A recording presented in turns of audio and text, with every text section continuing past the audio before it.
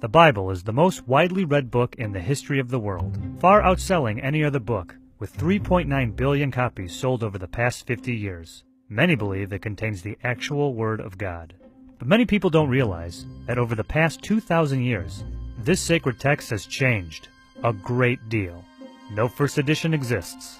Well, we have our copies, the first of which were made hundreds of years after the events supposedly took place. For the first 100 to 200 years, copies of the Bible were made by hand, and not by professionals. This led to many errors, omissions, and most importantly, changes. Here are the three biggest. The earliest manuscripts of the Gospel of John did not include Jesus challenging the mob that was about to stone a woman by saying, "Let any among you who are without sin cast the first stone." In fact, the story was inserted into the book of John somewhere around 200 to 300 years later. Bill Warren, scholar at the New Orleans Baptist Theological Seminary, told NPR, "The early church canonized books and not stories.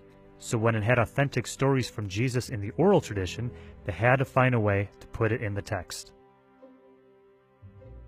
In the Gospel of Mark, we learn about how Jesus rose from the tomb on the third day and appeared to various people, including his disciples. In original manuscripts of Mark, this part of the story is nowhere to be found. Warren says scribes were seeing the other Gospels with resurrection stories, so they felt adding a resurrection story in Mark would round out the text better.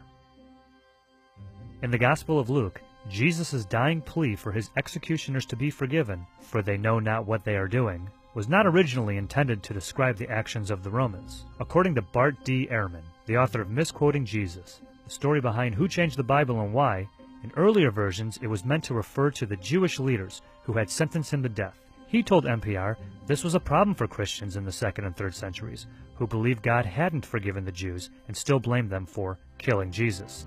So it was taken out, only to be added centuries later and changed to reference the Romans. As recently as the 1940s, when the Dead Sea Scrolls were found, we discovered a version of the Old Testament containing alternate versions of various books, including the Book of Samuel.